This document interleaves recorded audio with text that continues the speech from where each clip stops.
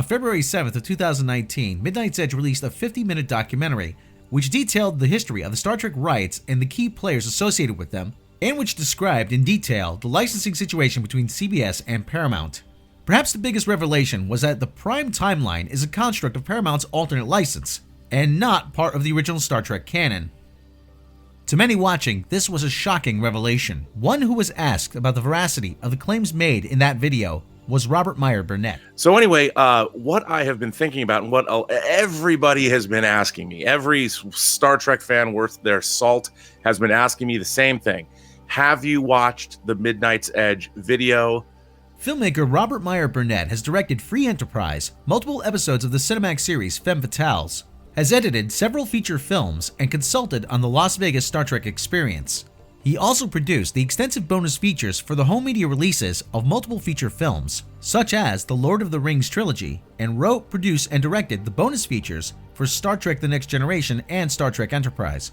On top of this, he hosts his own YouTube channel, The Burnettwork, and is a regular panelist on Inglorious Treksperts podcast, as well as on The John Campea Show and Collider Heroes before that.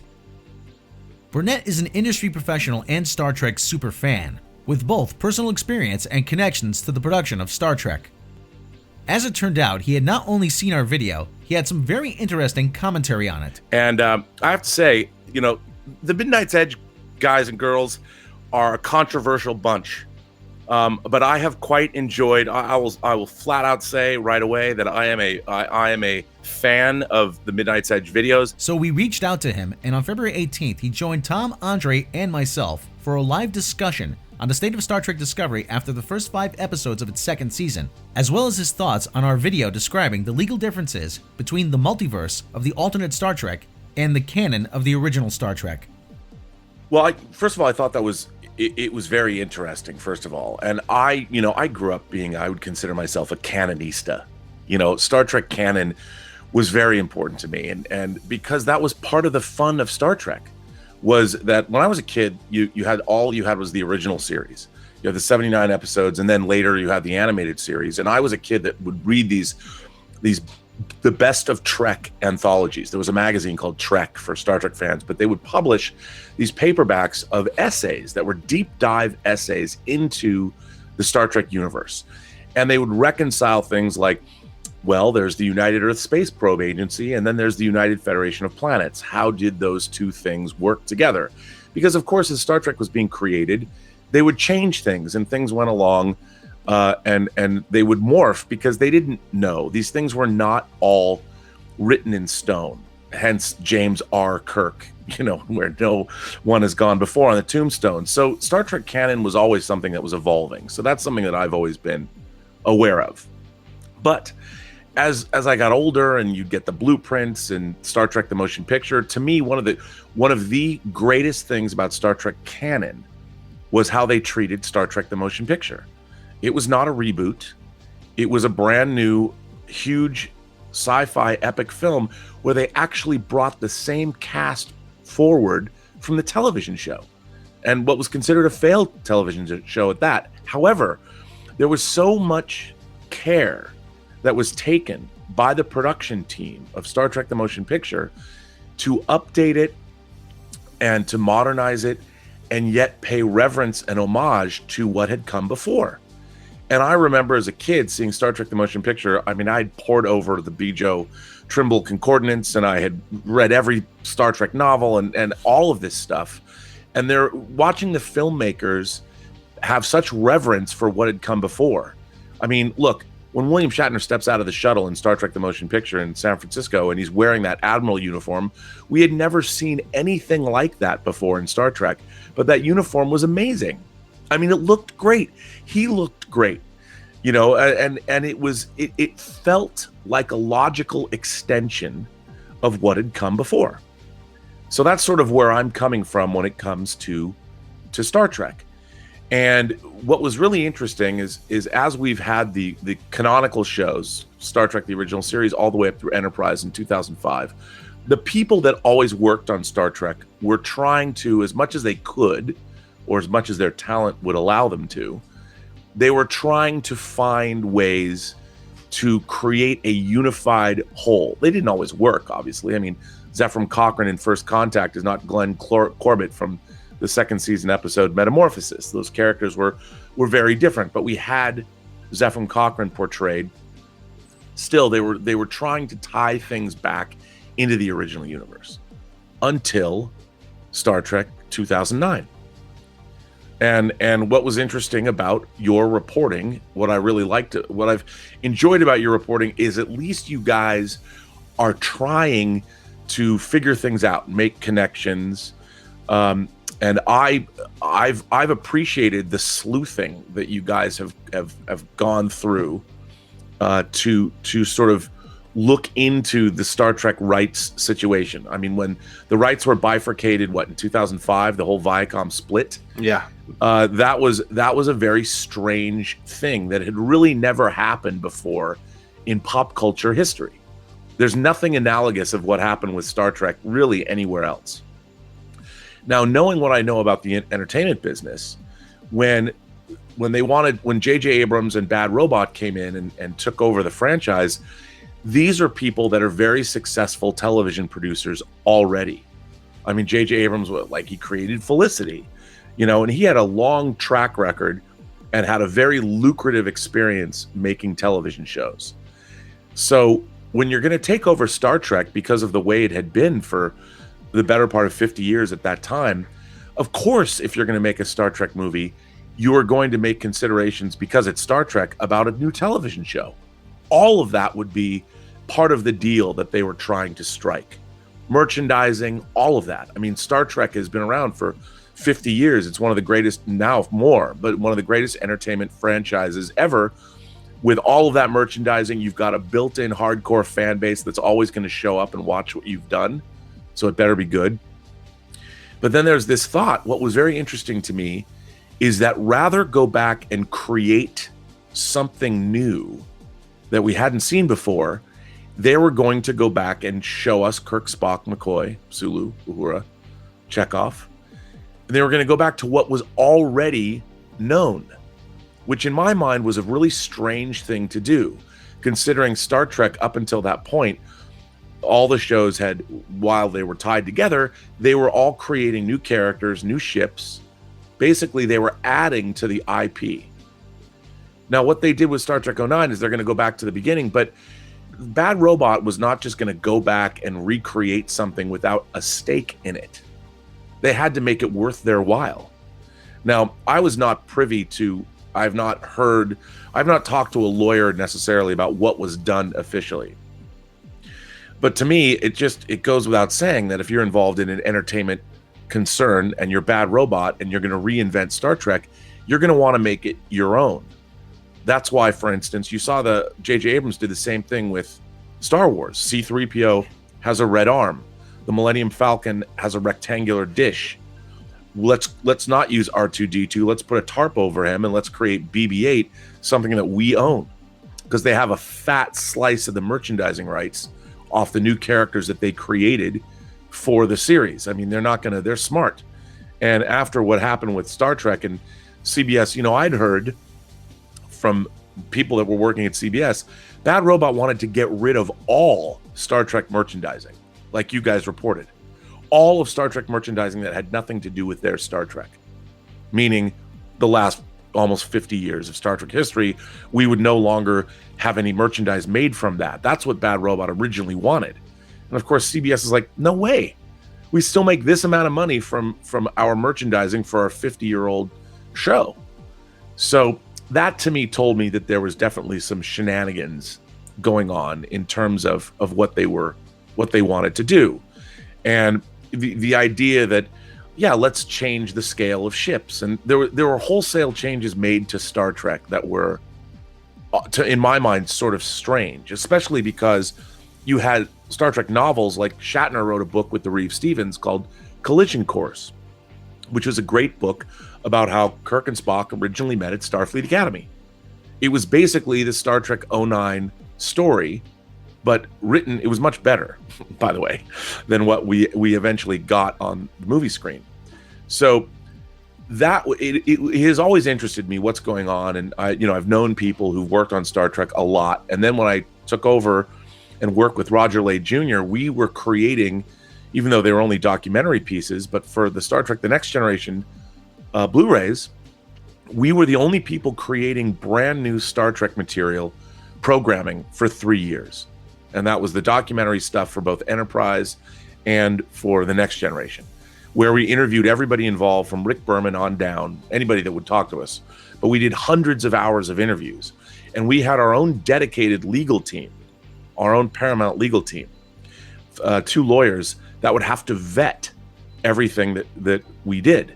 Because nobody, if you said something that they didn't like, we would have to cut it out. And for the most part, they left us alone. There were only 2 times in the entire project where I was told I could not say, I could not include material in this conversation. And the first time I was told that, I actually hosted a roundtable discussion on camera that's on the 2nd season set. It was an hour-long 25th anniversary reunion of all of the major, the principal cast of Next Gen. And at the end of that conversation, they started talking about the Star Trek 09 reboot. This is in 2012. We were recording this in 2012, so it was the same year that Into Darkness, was it right? Into Darkness came out in 2012? That was 2014, wasn't it? No, 2013. I think 2013. Was it 2013? So it was so Into Darkness was in production. And so the J.J. Abrams movies had come up at the end of the conversation, and the cast was riffing on what would it be like if we got rebooted the same way that the original cast had been rebooted in Star Trek 09. It was very funny, and Patrick Stewart made a joke. Well, I know what it's like because I'm already working with James McAvoy, who's playing a young Professor X in the X-Men movies, so I know what it's like to have my own character rebooted by another actor. And it was very charming, and there was a riff from all of them. Well, I got a note back from the legal team saying, you cannot talk about this at all. You cannot mention anything about Star Trek 09. And you cannot mention anything about the J.J. Abrams Star Trek, which in my mind was such a weird thing to get.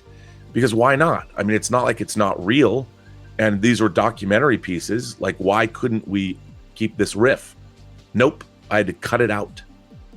And I was like, that was the first time that I realized, oh, there is a line in the sand that has been drawn within CBS about Bad Robot's version of Star Trek and the canon of Star Trek. Never the two shall meet. And that's when I was first given an indication that, wow, there is some kind of a wall there. Now, that's why I found your reporting so interesting, because I butted up against it in a professional capacity while working on Star Trek for CBS. And I always thought that was, no one will ever tell you exactly what is going on, because they keep that stuff very close to the vest. But I mean, I was told we couldn't do that. And on one hand, it was sad because the who loses out are the fans. And it was fun to hear that. Like, why wouldn't you want to hear about that? It was so innocuous. It was such a fun conversation. Nobody was critical of J.J. Abrams or Bad Robot. It was just fun to muse, like, what would happen if we were rebooted, and who wouldn't want to know? I'd love to know. I'd love to see that discussion. Yeah, it was fun. It was at the end. It was wrapping up everything, and so that's when I realized that there is definitely whatever that is, whatever they carved out. And it made sense to me because anybody that works in the entertainment industry would understand that. If you're going to reboot a giant entertainment franchise like Star Trek, you want the cheddar. You want to get that cash. You're not doing it for your own edification. You're doing it to make money. The studio was hoping to make money. Certainly Bad Robot was hoping to make money. They wanted to make a lot of money off the merchandising. But that, as you guys also reported, that didn't work out the way they wanted it to, because CBS was not going to discontinue selling the merchandise they'd been making money off of for almost 50 years. And the merchandise they made of Star Trek 09 simply just didn't sell well because it wasn't good merchandise. It's like nobody was overseeing the quality. The Playmates figures, it was so strange to see Playmates that had done so well with the Star Trek brand crash and burn so spectacularly with the merchandise they made for Star Trek 09. I mean, look at any Chris Pine figure from that upset. It's like, what is this? Did anyone bother to look at a likeness of Chris Pine before they made these figures? They certainly were not playmates. They were not putting their best foot forward, and they certainly didn't live up to what they'd done with the franchise previously, which was too bad. And then, of course, there's the debacle of the video game, the Star Trek video game that Bad Robots, they distanced themselves from when it didn't turn out as well as they had hoped. And as I pointed out, you couldn't even get a model kit of the Enterprise from Star Trek 09. They made one for Into Darkness, and they still haven't released it officially in the United States. It was only available through Revell Germany. And when I tried to buy one from Amazon UK, I had to go to a secondary seller. You can get the kit now from places like Cult TV Man, but there are licenses. You had Mobius and Round 2 that were making Star Trek model kits here in the States, and they didn't have the license to make one. Now they're just coming out with a Kelvin model now, which was weird. So after your reporting about this, I went to, let's just say, just about the highest source I know about this issue. And I asked somebody who is deeply, deeply, deeply involved with the, let's just say, deeply involved with the development and production of Star Trek Discovery. And I said, were you at all confined? Were you constrained by any deal, or were you trying to make canonical Star Trek? And the answer was unequivocal. Yes, we were making canonical Star Trek. That's how it started. And when it changed, and when perhaps people that I might have spoken to were no longer involved with the show directly, and Alex Kurtzman sort of took over, something changed. And in my mind, it would be that, okay, well, Kurtzman was involved. They came up with a story for the Countdown comics, Star Trek 09, where this new universe began. And as you guys did in your reporting and you pointed out, that's when whatever was going on with Star Trek 09, there was a new deal made. And that new deal was they had carved out their own, let's just say, universe, their own Star Trek universe to work from. And I am convinced that you're reporting. I don't know exactly how accurate the 25% number is. I mean, John Eves, of course, said that, but everything he was saying, whether his number was correct or not, what he said was absolutely correct. That we have to make things that are different. That's the real takeaway. Is that John Eves said, yes, we have to make these things different because it's not canonical. Yeah. Because we saw. What's so funny is that I don't understand why they want to pull the wool over everyone's eyes. Just come out and say it. Like what we as Star Trek fans are used to multiverses, and that whole idea is I think, was it you guys that showed John Van Sitter's tweet that said, yes, everything is the Star Trek in the Star Trek multiverse? And look, yes, that was us. John Van Sitters and Marion Cordry are great.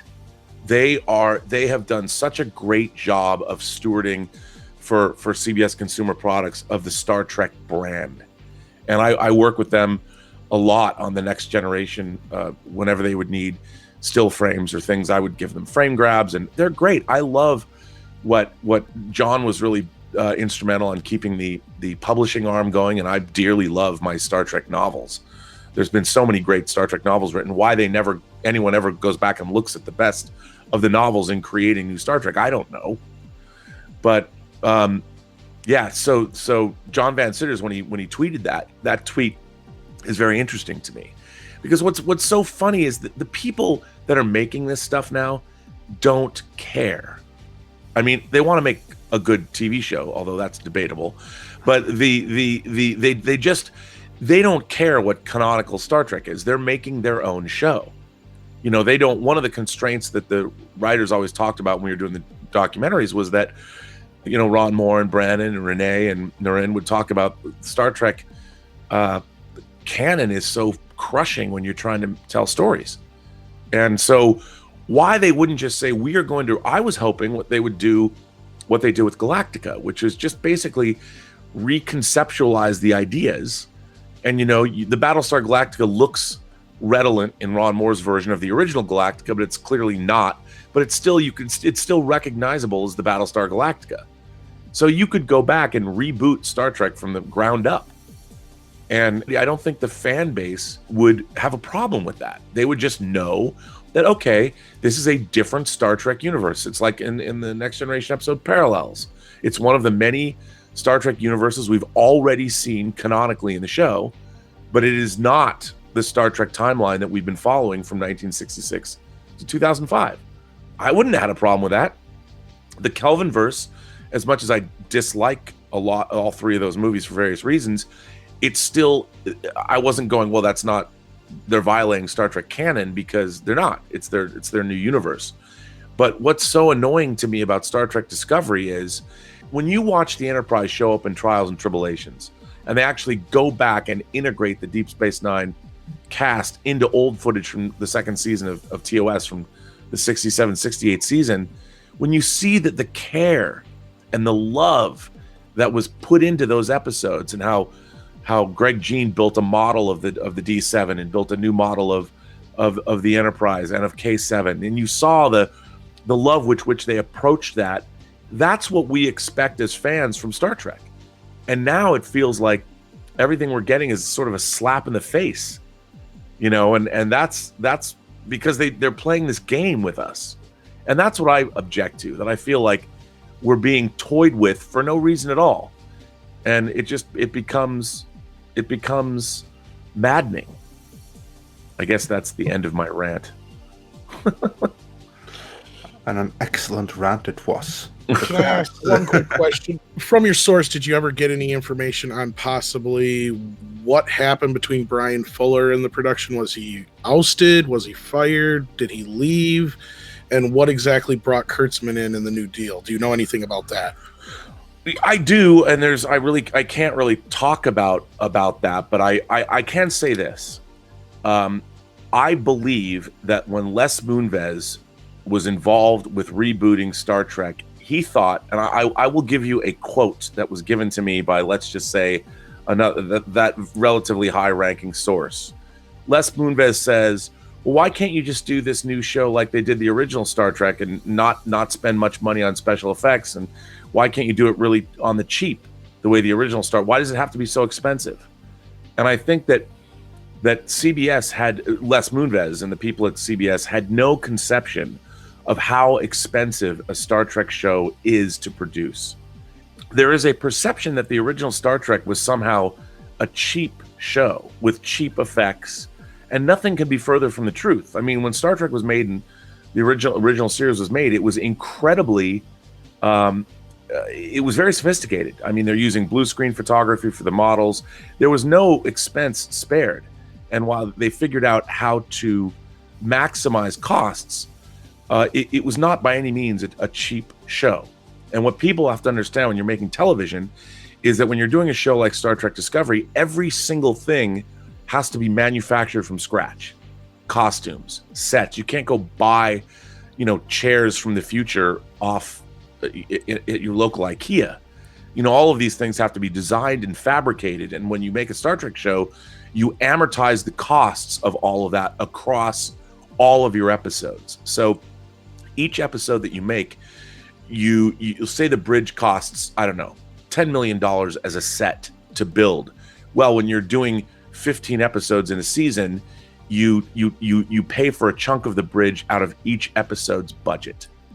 But in the case of Star Trek Discovery, I think CBS was unprepared for how much, because they're looking at the good fight.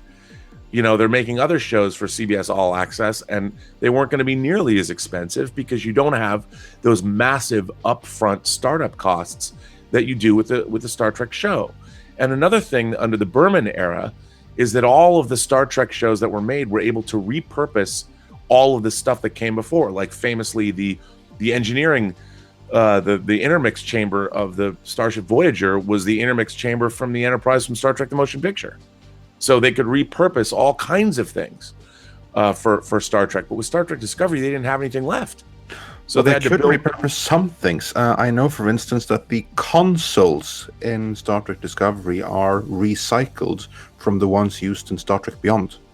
Right, of course. On the USS The old ship, Franklin. Franklin, yes, that's the one. Yeah, right. But that was all they had. I mean, they only had they had stuff that was made, and they didn't, which was great. I mean, they were able to avail themselves of that stuff.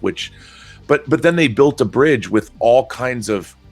I mean, that bridge requires an incredible amount of production to shoot on, with all the displays and everything that's going on. It's not. The show is very expensive to make, and I think part of the reason that the original showrunners were ousted was because they were blamed for how much the show was going to cost. It ended up costing them a lot more in that ouster, but I think that I would guess, because Alex Kurtzman was always involved somehow. When he came in, and I also know for a fact how much in Discovery I'll give you an example. The tardigrade character that we met in the first season was a crew member on the Discovery named Ephraim. And he was Stamets' right-hand man. He was essentially Chewbacca to Stamets. He was a character. In the original conception of the show, if you read, let's say I might have the 150 pages of the original outline for all 13 episodes of Discovery. Let's say I might have access to that. And the first two scripts, one was written by Brian Fuller and the other was written by Nicholas Meyer. Let's just say I had all hypothetically, if I had all that stuff and read it all, there was no spore drive. The whole thing about the micellular network, that was all about terraforming. I mean, if you think about it, it makes utterly no sense at all that there's some fungal network throughout the universe.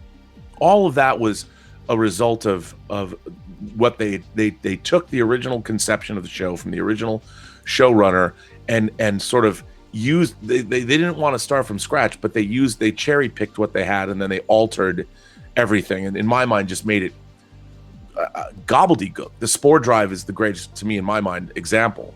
Like, why would you do that?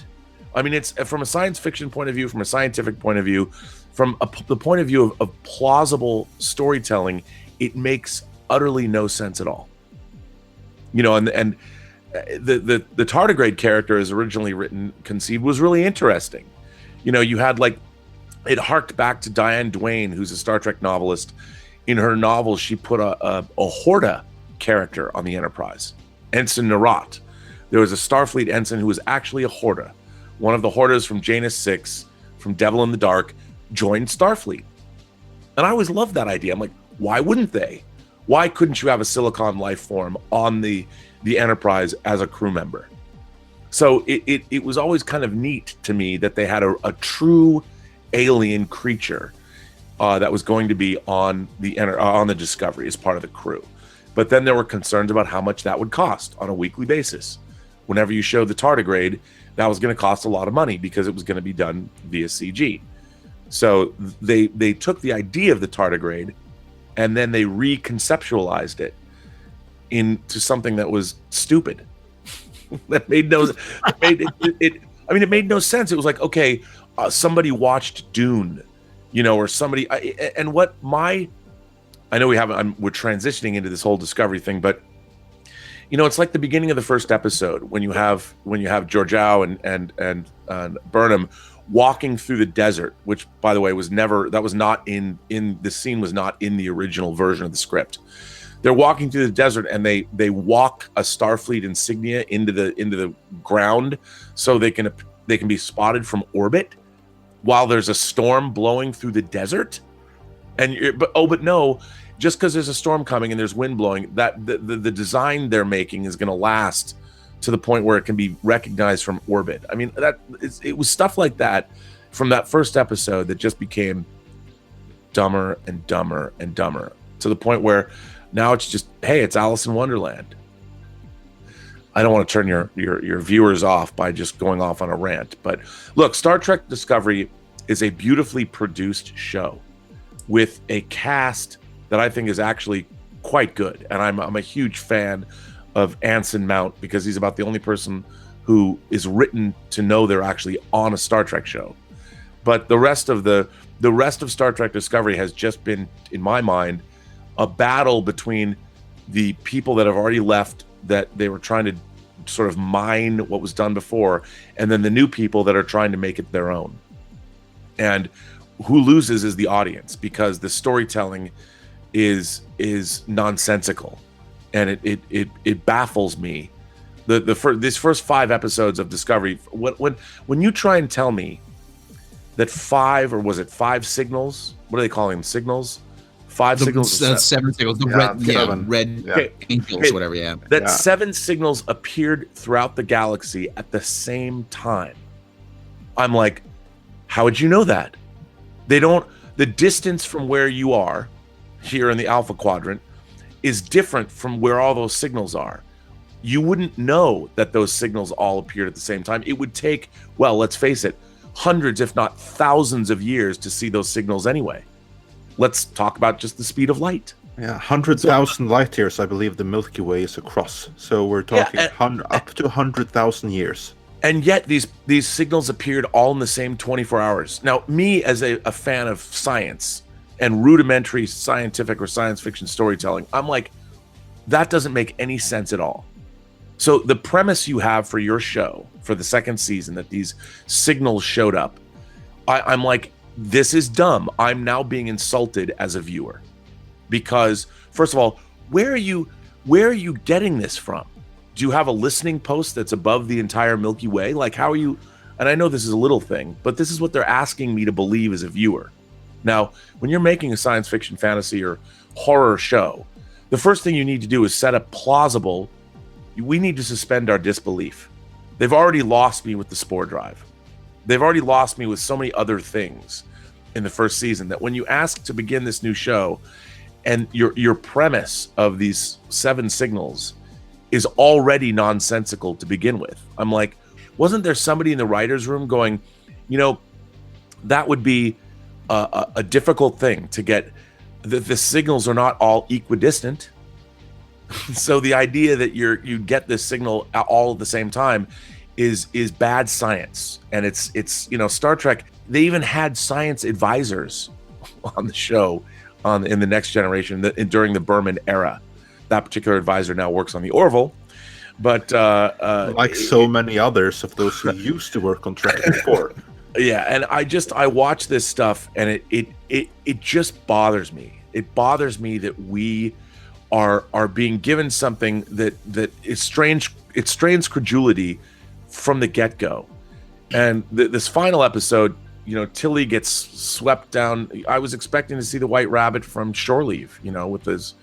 We're down into Wonderland through the magic mushrooms of space, and it just bothers me. It bothers me, and it continues to bother me.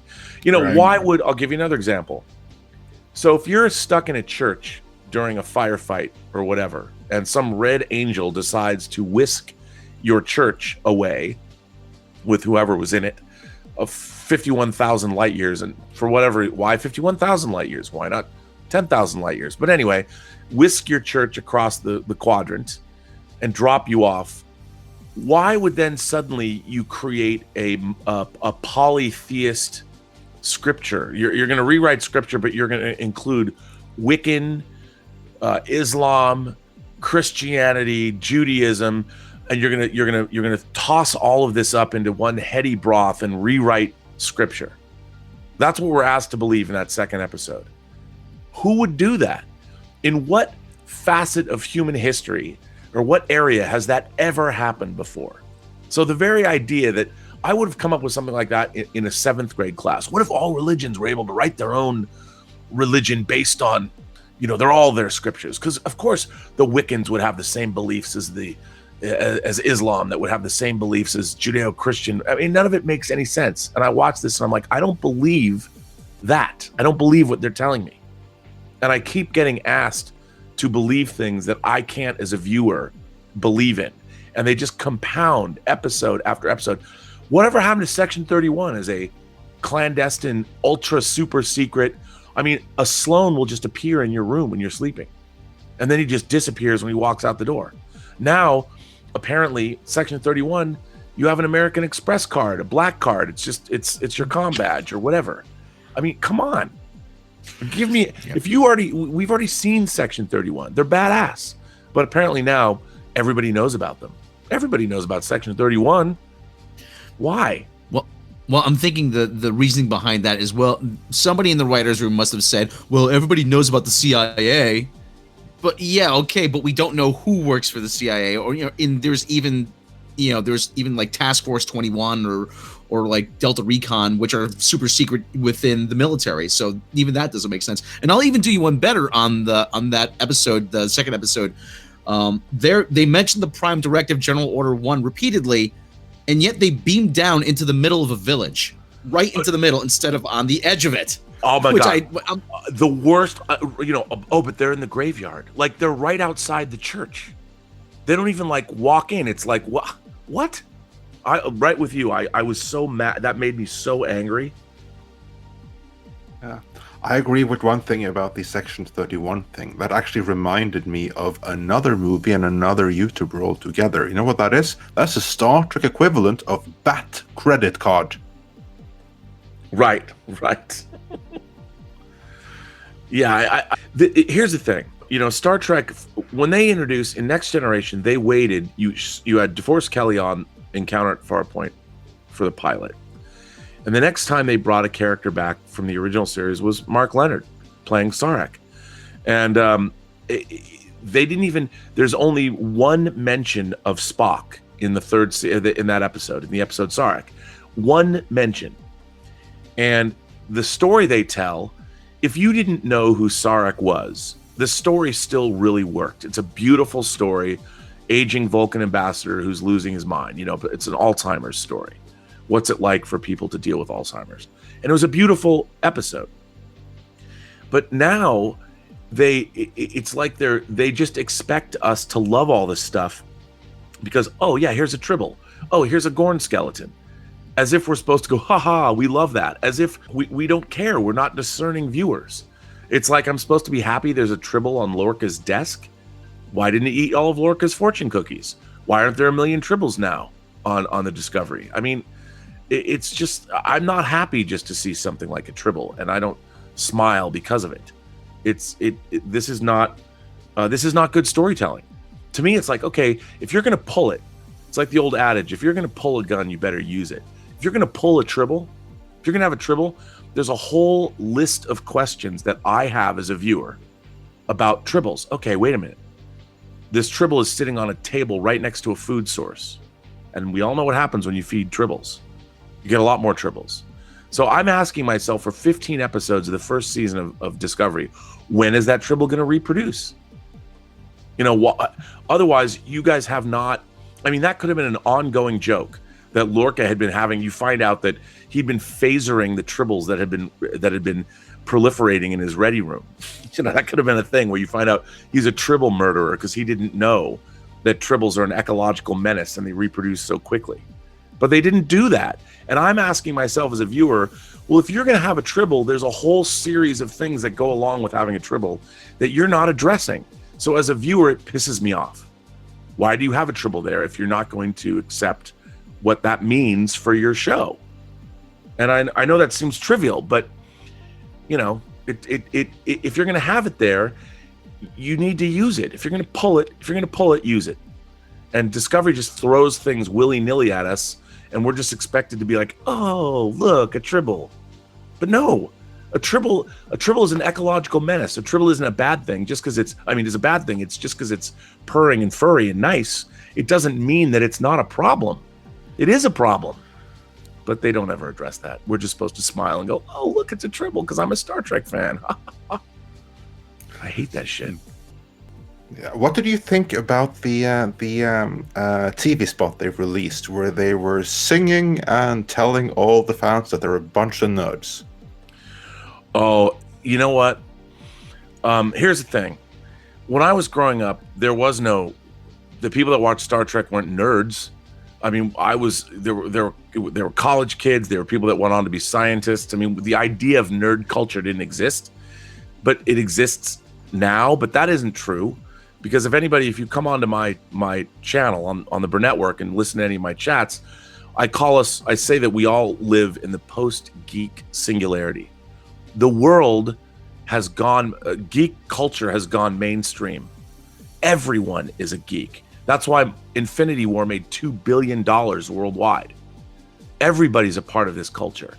The idea that everyone is a nerd now is the most condescending, the most recidivist. It's just, what does that say about your audience? Your audiences are nerds. We live in a science fiction world now. We carry supercomputers in our pockets. You know, I mean, why is it that the audience that should be liking Star Trek Discovery should be the same audience that loves Breaking Bad, The Marvelous Mrs. Maisel, you know, Game of Thrones. Look, you watch The Expanse. The Expanse is a science fiction show that's based on a series of novels that is thoughtful, it's interesting. They do a good job of incorporating, for the most part, real science in terms of how they have ships move and things like that. We should be getting, Star Trek should be the Tiffany brand when it comes to science fiction television. It should be the top. And what we're getting now is we're getting storytelling that is in the wake. We're in a golden age of television now, streaming shows. There's so much great TV that we should be getting. Star Trek should be that gold standard. It should be that Tiffany standard of science fiction television. And what we're getting is not that.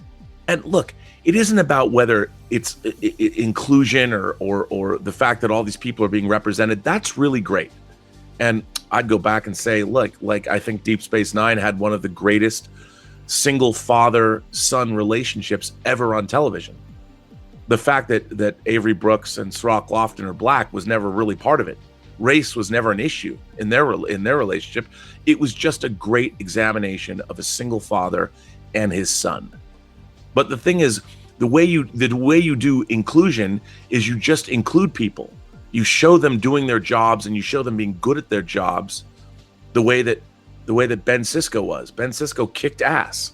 And then when they did do Far Beyond the Stars and they addressed the issue of race head on, you'd already got 5 seasons of him being a badass.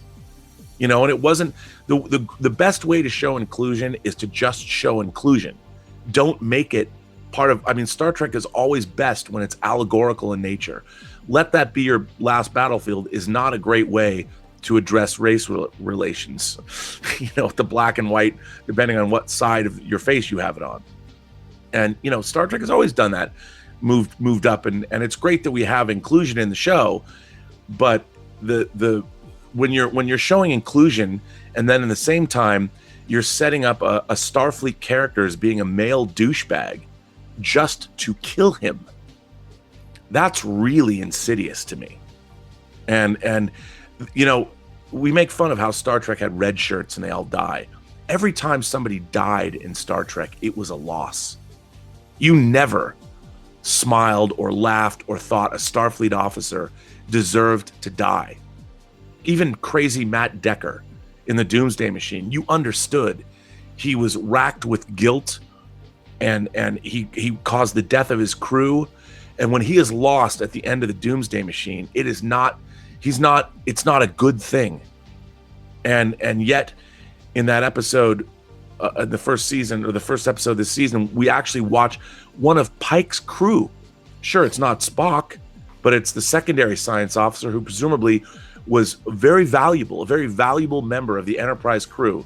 He's introduced as being a douchebag, and 15 minutes later, he's showboating and he gets killed. And he gets killed in such a way where people are like, he deserved it. He was mansplaining. Since when is human life?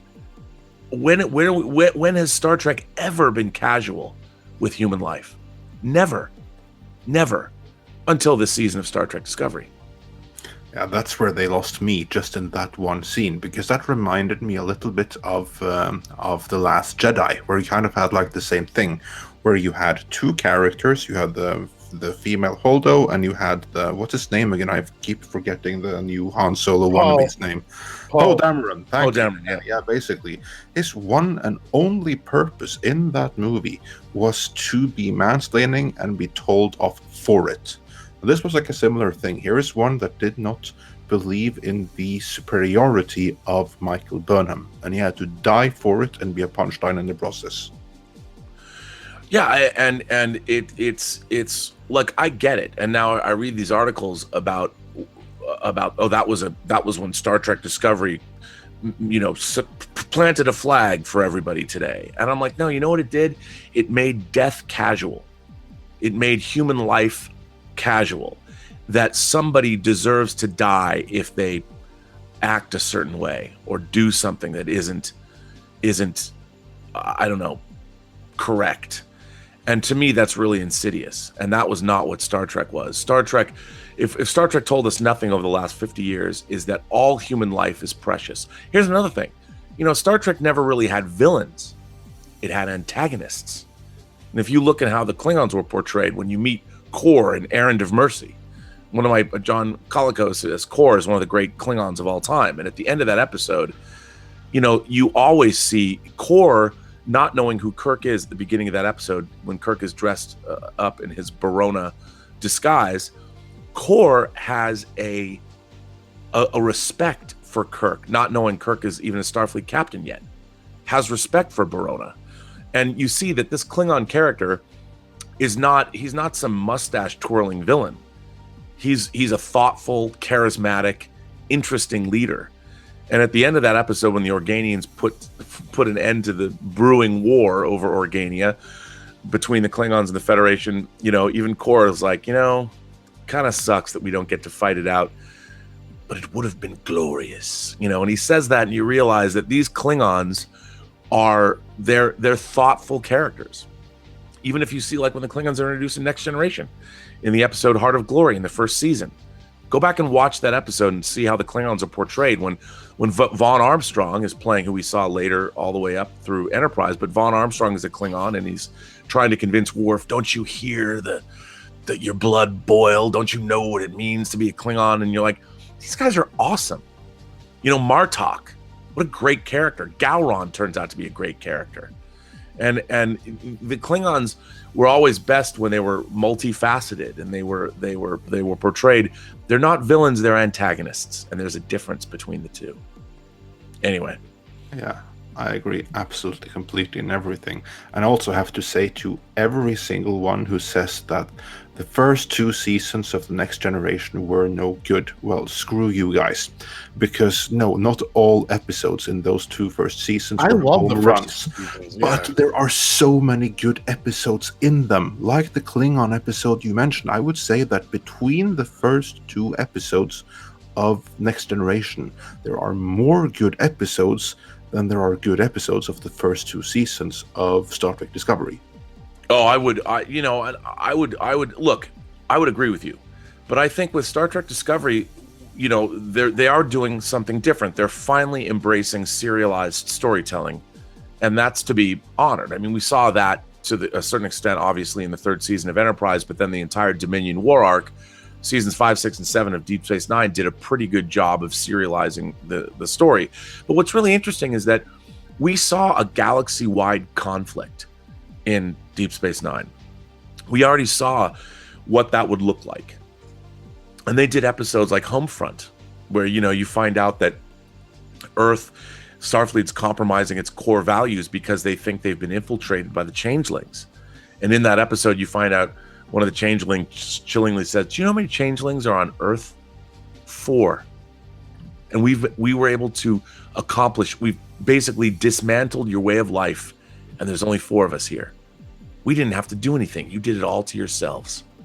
And that was far more compelling. I mean, now we've got it seems to me like the writing on Discovery has been tremendously dumbed down, or it's nonsensical. And when you see the great writing on so many other different TV shows, so much thought, it's maddening to watch Star Trek, just like this last episode, do all of this goofy stuff. Like, hey, no one has to die anymore, because you're just really living in the Mushroom Network. You're in Wonderland, man. No one dies. We'll just bring characters back. I mean, when you watch that, I tune out. It's at least, I don't know. It makes me angry. They're taking their point of view from a bunch of other different archetypes and characters from other shows. Like George Au is Cersei Lannister.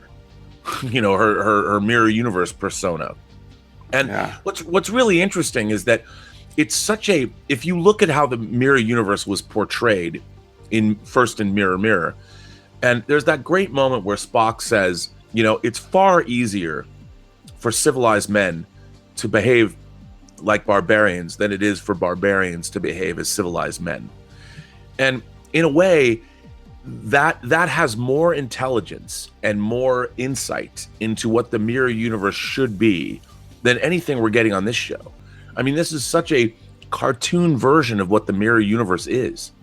I keep thinking that Mirror Georgiou the Empress should just have her own theme music whenever she walks around, like the Jaws theme.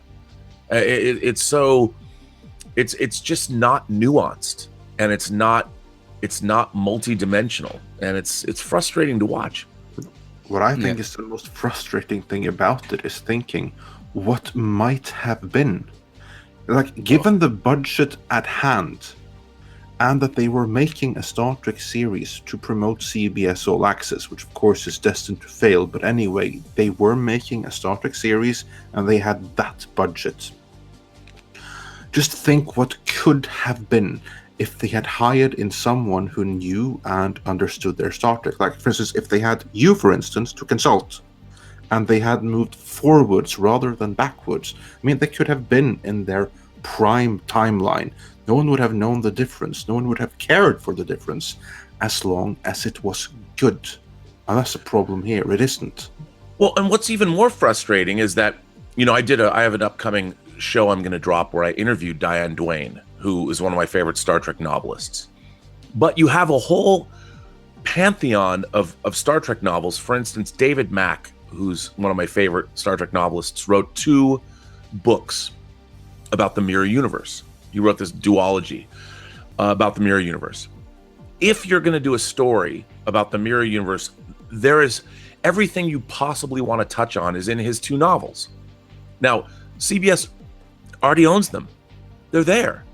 So if you're going to do a whole season arc about the mirror universe and then keep mirror universe characters going, you would think that somebody would sit there and take the time to go read those books and plunder all of the great ideas that David Mack already laid out. There's thousands and thousands and thousands of pages of Star Trek novels that lay out all these great ideas. And yet, as Diane Duane explained to me, no one would ever look to those books because it's like, why would you? I'm a TV writer. I'm working for television. And by the way, Star Trek Discovery is one of the highest budgeted television shows in the history of the medium. And it is incredibly expensive.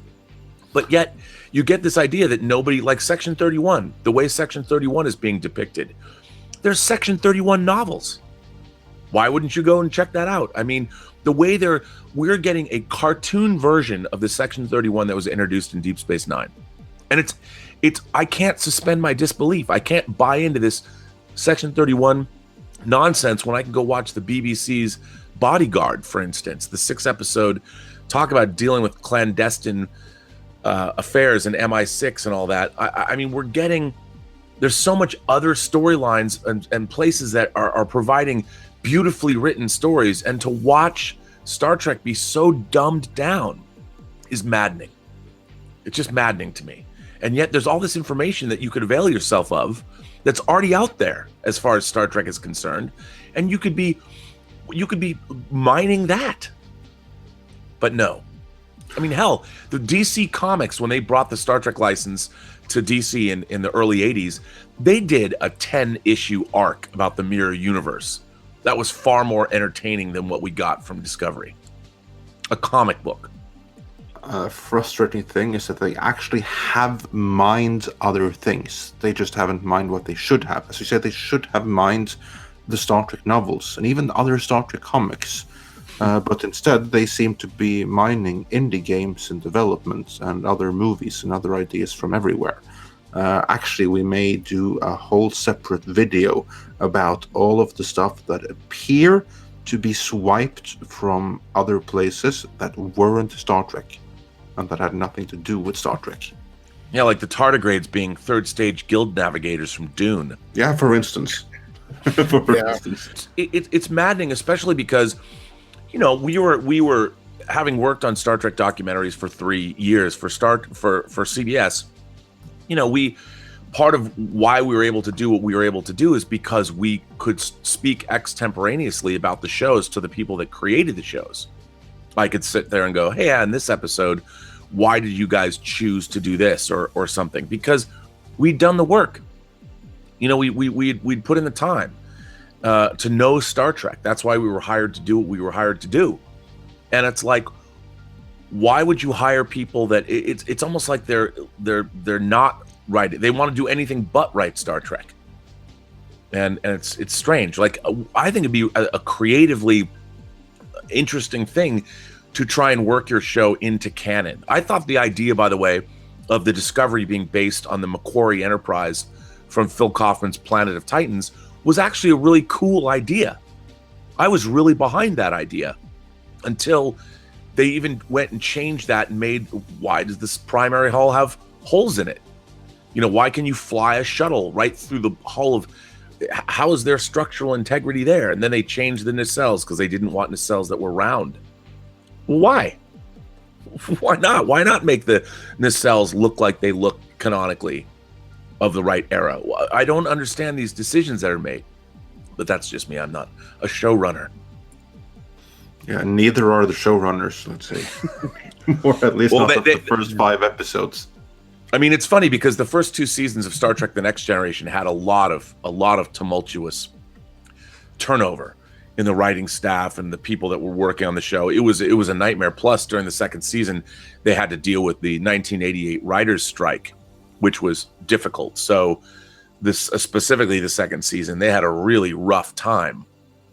Yeah, they had to recycle episodes from Phase 2, didn't they?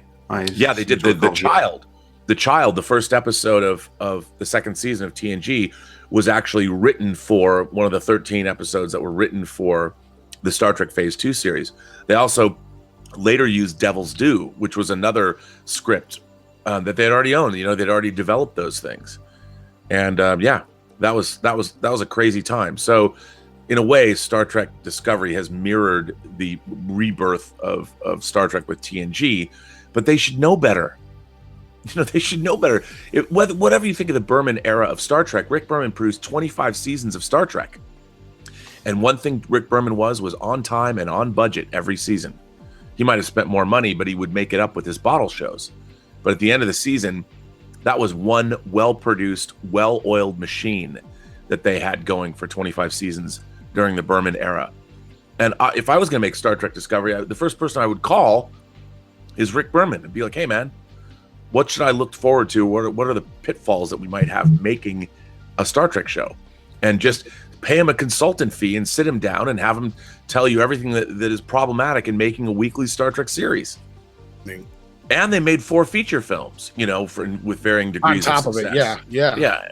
And it's like the funny thing about Star Trek is, and it's kind of, I feel about canon, like, why do you need to go, if you're making a Star Trek show, so much of your heavy lifting has already been done.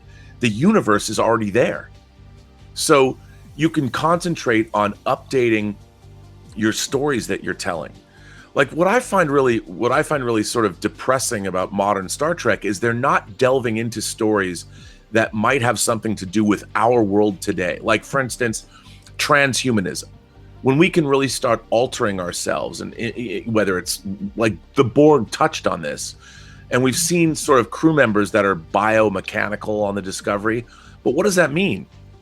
You know, what does that mean if you're a human being and you can start swapping out your body parts, or you can live longer? Or we're watching these shows are sort of all about, there is no, when you're watching Tilly hook herself up and have her imaginary friend from Mushroom Land there, that's not really an allegorical story that has anything to do with us today. You know, there's no, which is what all Star Trek did. Star Trek was dressing up modern social issues and delving into them within the confines of an action adventure science fiction show. But Star Trek got away with a lot. They couldn't talk about the Vietnam War on the air in the 60s. So instead, you get a private little war about the villagers and the hill people, and the Klingons fighting a proxy war against the Federation on this one planet by the Klingons were arming the villagers with weapons. And Kirk comes down and finds his friend Tyree, and they have to keep the balance of power, which is exactly what was going on in Southeast Asia. So you're telling a really interesting story that definitely related back to something that was going on in our world today within the context of science fiction, action, adventure. And that's how they were able to get away with those things. And the episodes of Discovery don't seem to be, when I watch them, I'm like, I'm watching B-grade science fiction gussied up with an A-list Tiffany television budget. And I'm like, what am I supposed to glean from these stories? What does it mean?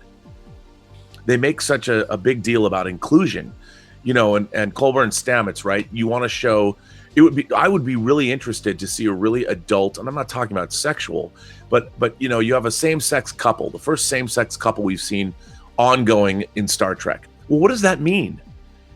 How is that different from a normal cis couple?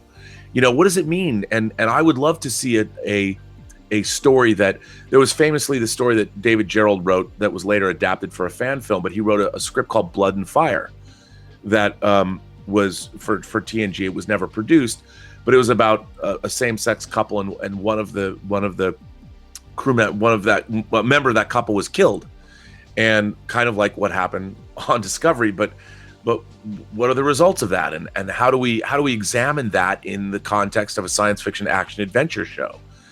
People complain about the TNG episode The Outcast because they say, for those of you who don't remember, there's a genderless society. Riker shows up, and there's a member of that society that feels that they are being attracted to one sex, Riker, but that they feel more female.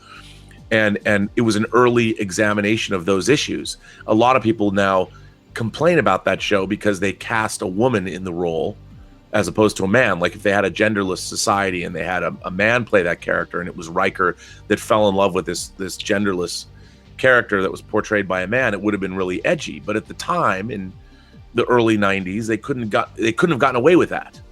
But they did the story, and then they later went on and did things like The Host and Rejoined, and they examined those kinds of issues in really fascinating ways. And I would like to see that dealt with more. The character of Burnham, she's now a superhero. I mean, she was disgraced. She committed mutiny against her captain, but oh wait, we've kind of forgotten all about that. Wouldn't it have been interesting to see a full season arc of her redemption? How did she have to claw her way back? I mean, we got a couple episodes of her feeling bad, but then hey, now she's super Michael Burnham. Yeah, she got over it. Yeah, she got over it. And I would love to have seen a whole episode, a whole show about her redemption. And I would say there's this huge problem now, especially in science fiction and in comics, and this is true in Marvel comics as well. You have writers who not only thumb their nose at the fans, but they always say, these are fictional characters, we can do whatever we want. No, you can't. That's the biggest issue I always have with a lot of this stuff. You cannot do what you want, especially when you're playing in someone else's sandbox. Yeah. Well, I guess the frustrating thing for me is that having grown up reading Star Trek novels, and look, the people that wrote Star Trek novels in the first place were writing Star Trek novels because they loved Star Trek. They didn't get into writing Star Trek novels because they thought they were going to make $1 million. They might have wanted to be writers, so they started out plying their craft while they're writing Star Trek novels. But the people that wrote Star Trek novels spent a long time thinking about the universe and how to make these things seem real. And you go back and you read the books of Diane Duane, or you read Peter David's Star Trek novels, or you read David Mack's or Christopher Bennett's, these guys and girls that wrote Star Trek novels, and they did such a wonderful job of examining the universe. I mean, the best Star Trek novels are not just great Star Trek stories, but they're great novels in general. And so if you had that experience growing up reading these books and having these experiences in other mediums, but still you're experiencing great Star Trek stories, I don't understand why then that the Star Trek that we're getting, the most expensive Star Trek that we're getting these stories that feel, they don't feel like they feel like they're first of all written by a committee, and it's everything but the kitchen sink is going into them, and there's no sense that what I'm being given is worth consuming. You know, I mean, you feel like when you watch your favorite movie, when you watch a great movie, you really feel that the creators knew what the story was they wanted to tell, and they were sharing it with you. Just like the original scriptwriters of Star Trek would write these great stories that sometimes, sure, Balance of Terror is a riff on a submarine, like Run Silent, Run Deep, of course. But you still got these great classical stories, you know, Conscience of the King.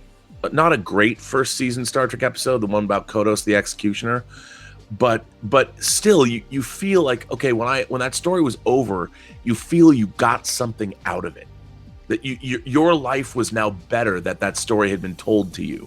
Even Enterprise, when there's an Enterprise episode called Cogenitor, that's actually about a race, this really great race. They find this examining a star, they run it, it's like a first contact story, but you find out during the course of this that these lovely people have a third gender they need to procreate with. It's a 3-gendered species, but that third gender is completely like they treat that third gender with utter disdain. And Trip is just beside himself. He can't believe that any smart sentient species would treat a third gender the way they're treating these people. They completely treat them like garbage, and it goes from there. And that's a really interesting science fiction story. And when it was over, you know, you feel Trip's anger, and you as a viewer completely understand, even though he kind of goes off the reservation, he's ordered not to, but he does anyway because he knows what he's doing is the right thing. Now that was a 45-minute story, and it was an Enterprise story. It wasn't even during the Xindi arc or the 4th season, but it was a great Star Trek story. And when it was over, you learn something, and it's food for thought. You walk away. I still think about that episode, you know, and it dealt with the third gender. So you had that. That's interesting, you know, with all the talk about the how human beings are not binary. Well, here's a Star Trek episode that dealt with that very thing, and you felt like when the story was told that it was a fully realized story that had a beginning, a middle, and an end that enriched your life by watching it. Anybody who's never watched Enterprise, go watch the episode Cogenitor. Is it genius? No, but it's a really good episode of Star Trek. I have to say that Enterprise in general, I think, is an underrated series. I know that's an unpopular opinion, and of course there are really bad episodes in it, episodes that really conflict with canon. But at its best, the best episodes, they're right up there with the best of Star Trek. Oh yeah. You know, and I think that a lot of, I mean, Voyager is a pretty schizophrenic show. That was the schizophrenia about Voyager. But I've gone back and I've watched a lot of Voyager episodes too, and there's a lot of really great. I think one of my favorite episodes of Voyager, there's 2 that I always talk about: Living Witness and Blink of an Eye, which are 2 great science fiction stories. I don't know how they're great science fiction stories. I don't know, they're sort of are off brand, off concept stories, but they're really good. And when you watch them, you feel like, oh, I've learned something. Just like the best of Star Trek. The Star Trek has endured for 50 plus years because you feel like you're getting stories that resonate beyond the time in which they're made, and they have something to say beyond. And I want to be clear. People love Star Trek Discovery. There are people that love Star Trek Discovery, and I do not in any way, shape, or form begrudge those people. If you love Star Trek Discovery, I think it's great. I'm happy that you do, and I hope it leads you back through the rest of the Star Trek canon, because there's so much stuff that you are going to enjoy experiencing. So I don't want to take that away from anybody. I mean, we bitch and moan and complain because that's what we do as fans. But I don't want to ever say that somebody shouldn't watch Discovery. And if you do like Discovery, that doesn't mean I dislike you or think you're an idiot or a bad person. Not at all. You know, just like everybody has their favorite James Bond, whoever they discovered. James, if your first James Bond movie was A View to a Kill, I'd be like, oh, I'm sorry. But if you loved A View to a Kill, that's great. And if you that's me right here. See, I hated A View to a Kill. I'm a Bond fanatic. And I reviewed it for my high school newspaper. But there are people that View to a Kill is their first Bond movie. Yeah. So we always have to be mindful of that there are people that, but what I want people to do is I want people to be discerning and always bring a critical acumen to what it is that you love. And Right. and don't just I feel like so many people just love things now because they're supposed to. You know, by being critical of something, oh, we somehow, you're a gatekeeper, or you hate this, or you hate that. No, I just want everything to be excellent. And I go into I didn't have my knives sharpened when Star Trek Discovery was going to come on the air. I was really excited. I get excited. Look, every episode I watch Discovery, and I'm like, this episode's going to be great. And I want it to be. And I'm hoping that it will be. I've been very disappointed now for 20 episodes. 20 episodes that have cost in excess of $200 million. We've got put that in your pipe and smoke it. We've now received $200 million worth of Star Trek on television. And I ask you, have we received $200 million worth of entertainment? I don't know. People keep bringing up the whole connection between Bad Robot and Star Trek Discovery. I don't know if there's anything more you can get into about that. They're talking about it in the chat quite a bit. I know you're short on time, but if there's anything more as far as light you can shine on that, I'm sure they'd appreciate that. Other than I don't really know. I mean, to be honest, I wasn't privy to any of those conversations, but I do know that, look, the way that the entertainment business works is everybody wants to get paid, and you can make there's an ungodly amount of money. If you knew how much money you could make if you're involved with say a long-running show like Big Bang Theory, we're talking you can make hundreds of millions of dollars personally. There's a lot of money at stake here. Now, Bad Robot did not take over the Star Trek franchise in 2009 as a one-off. Star Trek had a long history of both as a feature film and as a television franchise that, by the way, ran concurrently. So the idea that, when Bad Robot made Star Trek 09, they were just thinking about making one movie. No, they weren't. Whatever deal they made sure that they could make movies and television. What's happening now under Kurtzman's watch was exactly what they wanted to have happen in 2009. We're going to take over Star Trek. We're gonna make it our own, and we're going to make animated shows. We're going to make kids shows. We're going to make Section 31. We're going to do the Picard show. We're going to do all kinds of Star Trek. We're going to turn we're going to turn it into an empire. And isn't it interesting that the person that's heading all this up is the same person that wrote Star Trek 09, that came up with a story for the Countdown comic. For who? For Bad Robot. And so whatever's going on there, all of this groundwork was already established in 2007, when they announced that J.J. Abrams was taking over. Yes. All of this so. was already negotiated, because CBS they wanted nothing more than to have somebody like J.J. Abrams and Bad Robot to come in and take over. I mean, he is beloved in Hollywood. He's a beloved figure, and he's made a lot of people a lot of money with his TV shows. And he continues to do so. And, he's got what's it called? Episode 9, that thing he's got coming out next year, or at the end of this year. It's Christmas. They got those laser swords, right? What is that thing called? There's a reason why he was given, there was a reason why J.J. Abrams was given Star Wars as well. And these are very shrewd people, and they have the best lawyers in the business.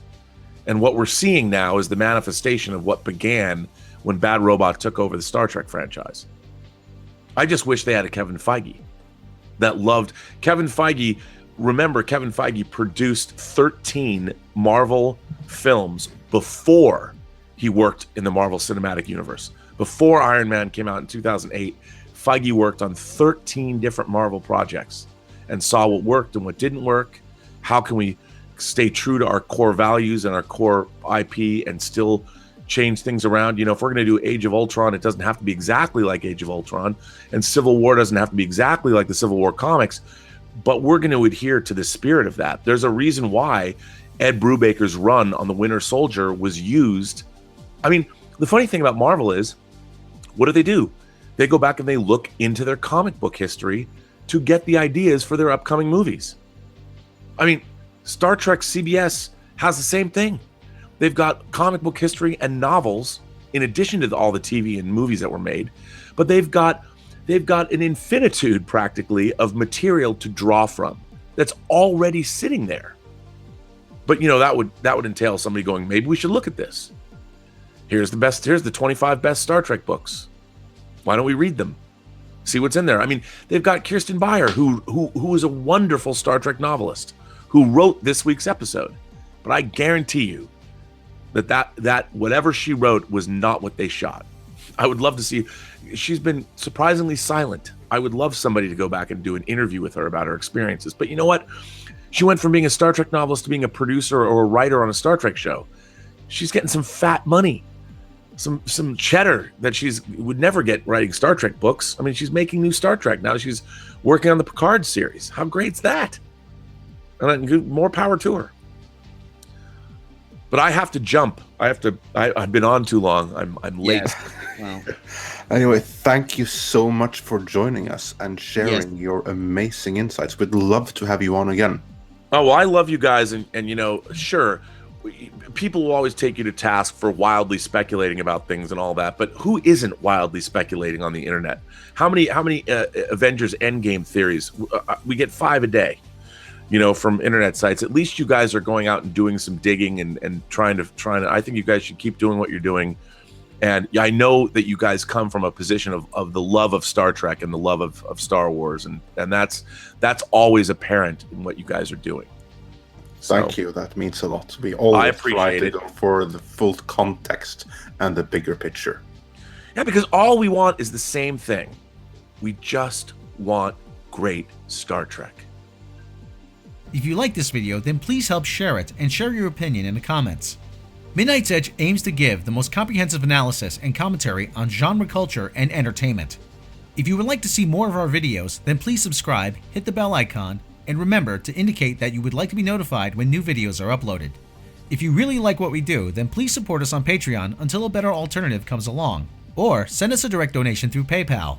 Also check out our sister channel Midnight's Edge After Dark for live shows and other rants. Follow us on Facebook and Twitter, and stay tuned for more here at Midnight's Edge.